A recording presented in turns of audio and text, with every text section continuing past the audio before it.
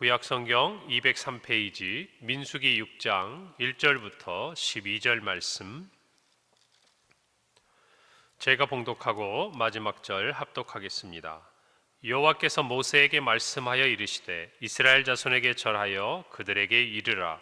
남자나 여자가 특별한 서원 곧 나실인의 서원을 하고자 자기 몸을 구별하여 여호와께 드리려고 하면 포도주와 독주를 멀리하며 포도주로 된 초나 독주로 된 초를 마시지 말며 포도즙도 마시지 말며 생포도나 건포도도 먹지 말지니 자기 몸을 구별하는 모든 날 동안에는 포도나무 솟아는 씨나 껍질이라도 먹지 말지며 그 소원을 하고 구별하는 모든 날 동안은 삭도를 절대로 그의 머리에 대지 말 것이라.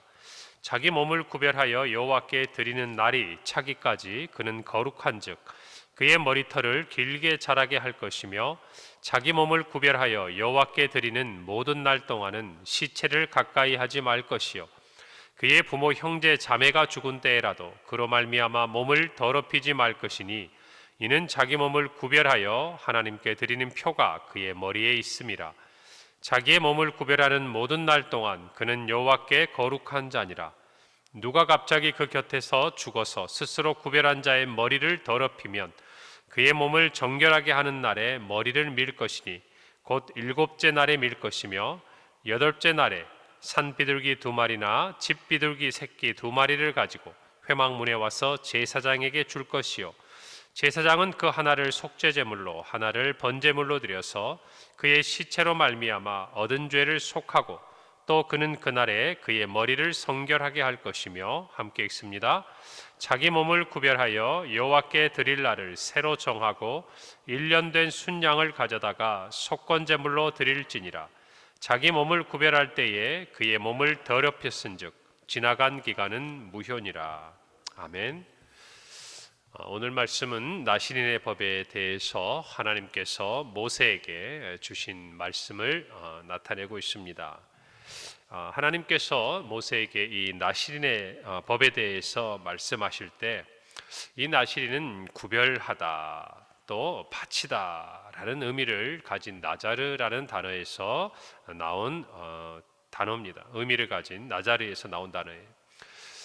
이 나실인법은 제사장이나 레위인이 아니더라도 일반의 백성이 남자나 여자가 한시적으로, 일반적으로는 그렇습니다. 한시적으로 높은 수준의 거룩함을 지키기로 결단하는 것, 이것이 나실인의 서원이었어요. 말씀드린 대로 2절에 나타난 말씀을 보면 남자나 여자나 모두 다 하나님 앞에서 스스로를 거룩하게 구별하고 드리고 바치기로 결단할 수 있는 제도였습니다. 우리가 알고 있는 삼손이나 사무엘 같은 사람들은 태어나기 전부터 평생 하나님께 나실인으로 바쳐지는 특별한 경우도 있었지만 일반적으로는 시한이 정해져 있었고 또 누구나 할 수 있는 제도였습니다. 이 나실인이 되고자 했던 사람은 제사장에게 가서 제가 언제부터 언제까지 나실인으로 살겠습니다 라고 서원을 하면 그가 그 법에 따라서 하나님께 자신을 드리고 헌신하는 그런 시간들을 하나님 앞에서 드릴 수가 있었습니다.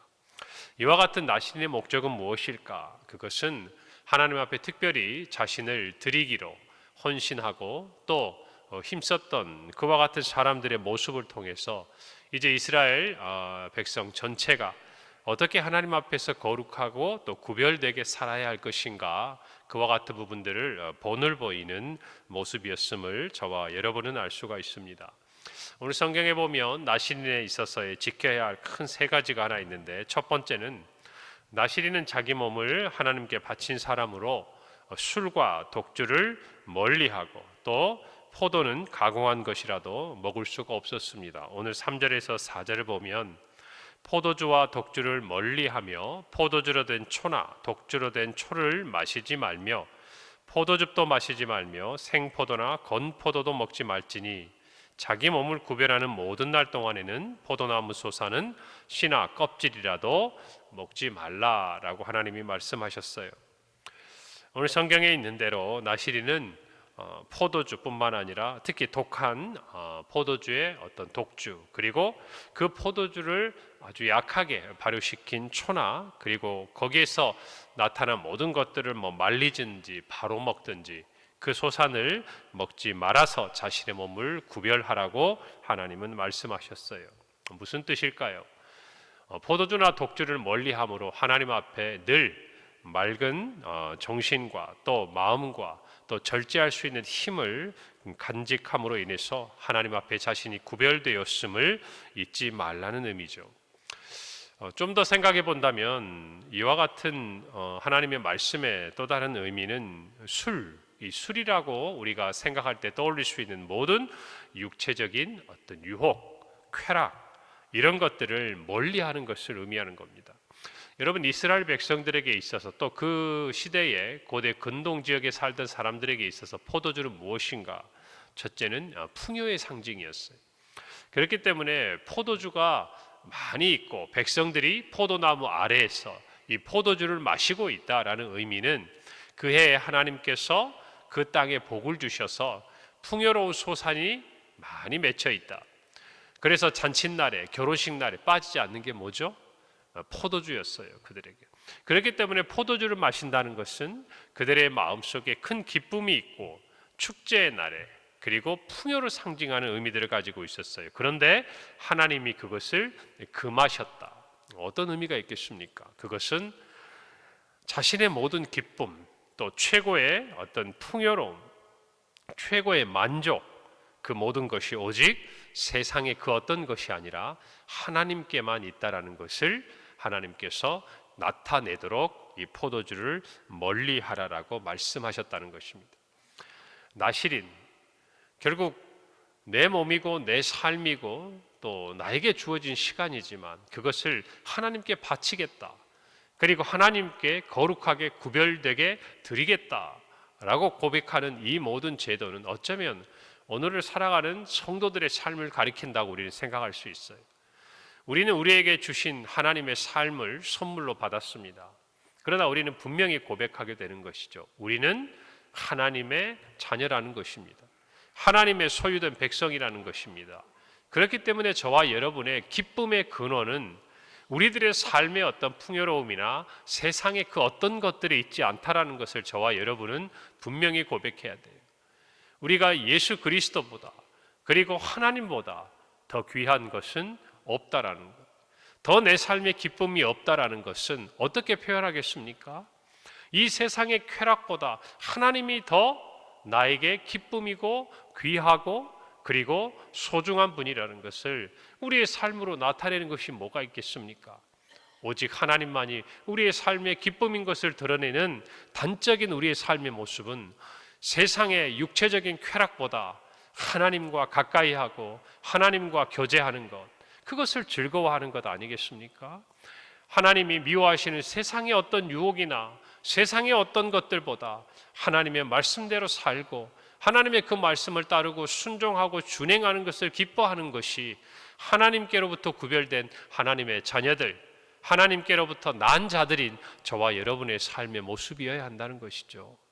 여러분, 그래서 사도 바울은 에베소 교회에 편지하면서 술 취하지 말라, 이는 방탕한 것이니 오직 성령의 충만함을 입으라. 술에 취하지 않는다는 것, 마찬가지로 성령에 충만하다는 것은 여러분 같은 어원을 가지고 있어요. 같은 의미들을 포함하고 있어요. 단지 그것이 세상의 쾌락에 빠져 있느냐 아니면 성령에 충만하게 되어 있느냐, 다시 말하면 성령 안에 빠져 있느냐, 성령에 사로잡혀 있느냐, 성령의 사람이냐 하는 것과 같은 의미를 가지고 있는 거예요. 오늘 저와 여러분이 분명히 알아야 합니다. 세상의 쾌락을 쫓으면요, 성령의 사람으로 살 수가 없는 거예요. 마찬가지로 우리가 성령을 따르고 성령의 사람으로 살아가면 세상의 유혹과 쾌락을 이길 수 있는 것입니다. 저와 여러분이 어디에 속해 있는가를 분명히 알면 우리의 삶의 모습도 분명히 드러나는 것입니다. 나실인이 포도주와 독주를 멀리하고 또 포도나무에서 난 것들을 멀리한 이와 같은 하나님의 명령에는 이와 같은 뜻이 있었다는 것입니다. 두 번째로 나실인에게 눈에 띄는 표식은 그의 머리털을 자르지 않는 것이었어요. 5절 말씀해 보니까 그 소원을 하고 구별하는 모든 날 동안은 삭도를 절대로 그의 머리에 대지 말 것이라. 자기 몸을 구별하여 여호와께 드리는 날이 차기까지 그는 거룩한즉 그의 머리털을 길게 자라게 하라라고 하나님이 말씀하셨어요. 나시린이 그의 머리를 깎지 않고 그가 소원하는 날 동안 기르는 것, 그것은 하나님을 자신의 머리로 삼고 자신의 영광으로 삼고 하나님의 말씀과 하나님의 주권에 절대 순종하겠다는 의지와 결단의 표현이라는 것을 저와 여러분은 생각해야 합니다. 또 하나, 나시린이 머리를 자르지 않는다는 것. 여러분, 우리는 나시린이었던 삼손을 생각합니다. 그는 일반적인 다른 사람이 갖지 못한 정말 그 힘과 대단한 능력이 있었던 사람이었죠. 여러분, 그 힘의 원천이 어디로부터 시작되었습니까? 그의 머리털로부터 시작된 것이죠. 그가 정말 여인의 유혹에 빠져서 나중에는 모든 힘을 잃어버리고 블레셋 사람에게 잡혔을 때 그 출발, 그 원인이 되었던 게 뭐였습니까? 자신이 모든 힘의 근원이 이 머리카락에 있다는 것을 이야기하고 그 머리카락에 다 밀리고 나니까 힘이 그가 다 잃어버렸던 것을 우리는 성경 말씀을 통해서 알 수 있습니다. 이와 같이 긴 머리는 힘과 충만한 능력의 상징이라는 것을 우리는 성경을 통해서도 알 수 있었다는 것이죠. 결국 머리털을 밀지 말라는 것은 하나님만이 나의 영광이 된다는 것입니다. 내 힘의 모든 근원이 하나님께로부터 온다라는 것이에요. 오늘 저와 여러분이 정말 하나님의 자녀로서 또 이 시대에 하나님께 구별된 하나님의 백성으로서 살아간다는 것은 오직 우리의 삶의 주인이 하나님 되신다는 것을 인정하는 삶이에요. 더 나아가서 내 삶의 모든 능력과 힘이 하나님께 있다라는 것을 고백하고 하나님을 따르고 순종하는 삶을 살기로 결단하는 것이 저와 여러분에게 필요하다는 것입니다. 우리의 힘이 아니라 우리의 능력이 아니라 여러분, 저와 여러분이 하나님의 자녀가 된 것도 저와 여러분의 의로움이 아니지 않습니까? 오직 예수 그리스도의 능력을 힘입는 것 아니겠어요? 그분의 능력 안에 있을 때에, 그분의 능력이 우리를 사로잡았을 때에 저와 여러분이 하나님의 백성일 뿐만 아니라 믿음으로 세상을 이기는 능력을 얻게 된다는 것을 저와 여러분이 오늘 마음에 새겨야 할 줄로 믿습니다. 오늘 성경에 보면 만일 나시린으로 소원한 기간에 의도치 않게 거룩함을 지키지 못하게 되는 경우들이 있습니다. 이때는 7일 동안 정결 기간을 보내고 마지막 날에는 그의 머리카락을 다 밀어버립니다. 그리고 8일째 되는 날 산비둘기나 집비둘기 2마리로 속죄제와 번제를 드립니다. 그리고 그의 모든 죄를 속하고 머리를 다시금 성결하게 한 다음에 1년 된 순양으로 석권제를 드리고 나시린 소원을 처음부터 다시 했다라는 것이죠. 하나님께서 이와 같은 말씀과 규례를 주십니다. 11절에 보니까 제사장은 그 하나를 속죄제물로 그 하나를 번제물로 드려서 그의 시체로 말미암아 얻은 죄를 속하고 또 그는 그날에 그의 머리를 성결하게 하라라고 말씀하셨어요. 2마리의 산비둘기나 집비둘기를 통해서 하나는 속죄 제물로 드립니다. 어떤 의미입니까? 자신이 하나님께 서약하고 지키기로 한 것들을 지키지 못한 허물에 대하여 하나님께 용서를 비는 것이죠. 자신의 죄를 속해달라고 제사를 드리는 것입니다. 그리고 번제는 완전히 태워서 하나님께 드리는 헌신의 의미가 있는 제사예요. 그렇기 때문에 다시 한번 내 자신을 하나님 앞에 소원한 대로 다시 정말 온전히 드리겠다라는 헌신의 다짐을 뜻하고 있다는 것을 우리는 알 수 있어요. 이 2가지를 통해서 하나님이 뜻하신 것은 무엇일까요? 하나님의 백성으로서 하나님과의 올바른 관계를 회복하는 것을 의미하는 거예요. 여러분, 저와 여러분이 하나님 앞에서 거룩하게 구별된다라는 것은 첫째는 죄의 문제가 해결된다는 거예요. 여러분, 우리가 죄를 가지고는 하나님 앞에 나아갈 수 없습니다. 우리가 나아갈 수 있는 이유는 뭡니까? 예수 그리스도의 보혈의 능력을 의지하기 때문에 나아갈 수 있는 거예요. 그와 마찬가지로 속죄제라는 것은 하나님과 우리 사이의 죄의 문제를 해결하는 것이에요. 우리가 하나님과의 올바른 관계를 가지고 하나님께 구별되기를 원한다면 오늘 이 새벽에 어쩌면 우리가 기도하는 가운데 하나님이 생각나게 하시는 죄악들이 있다면 그 죄의 문제를 먼저 해결해야 한다는 것입니다. 그리고 또 하나는 하나님 앞에 온전한 헌신으로 나아가야 된다는 것이에요. 이 두 가지가 저와 여러분을 하나님과의 관계 속에서 바른 관계, 하나님과의 올바른 교제 속으로 이끌어 가신다는 겁니다. 여러분, 우리는 이 두 가지를 생각하셔야 돼요. 우리가 하나님 앞에 살아가면서 넘어질 수 있어요. 실수할 수 있습니다. 오늘 나시린 법처럼 우리가 소원을 했어요. 그런데 우리가 뜻하지 않게, 우리가 의도하지 않았어도 하나님께 우리가 서약한 그 모든 것을 지키지 못하는 경우가 우리의 삶에 생길 수도 있습니다. 때로는 우리가 살아가면서 우리도 모르는 사이에 우리가 알지 못해서 죄를 짓기도 하지만 우리가 연약하여서 넘어질 때도 있어요. 그러나 그때 그냥 지나가는 것이 아니에요. 그냥 내 실수였다라고 넘어가는 것이 아니에요. 그 모든 상황에서 우리는 분명히 이 두 가지를 해야 돼요. 하나는 죄의 문제를 해결하는 것이, 또 하나는 다시금 하나님과의 올바른 관계를 회복하는 거예요. 올바른 헌신의 그 자세를 회복하는 것이에요. 오늘 저와 여러분이 나시린 제도를 보면서 우리의 삶에 해결해야 될 문제와 회복해야 될 문제가 무엇인지를 기도하는 중에 깨닫게 되기를 바랍니다. 이 두 가지를 꼭 기억하세요. 해결해야 될 문제와 회복해야 될 문제, 이 두 가지를 꼭 해결하시기 바랍니다. 여러분, 우리도 마찬가지예요. 예수 그리스도가 우리를 위한 화목제물이 되셨기 때문에 하나님과의 올바른 관계가 회복된 거예요. 오늘 이 모든 말씀을 생각하면서 우리 에베소서 1장 7절의 말씀처럼 우리는 그리스도 안에서 그의 은혜의 풍성함을 따라 그의 피로 말미암아 속량 곧 죄사함을 받았음을 잊지 말고 감사하기를 바랍니다. 그가 하나님께 서약한 것을 지키지 못했을 때 제물이 필요했어요. 피 흘림이 필요했다고 말해요.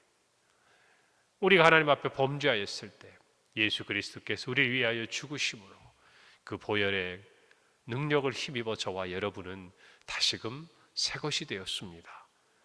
이것을 우리 마음속에 깊이 생각하고 오늘 하루도 주님과 동행하는 저와 여러분의 삶이 되기를 바랍니다.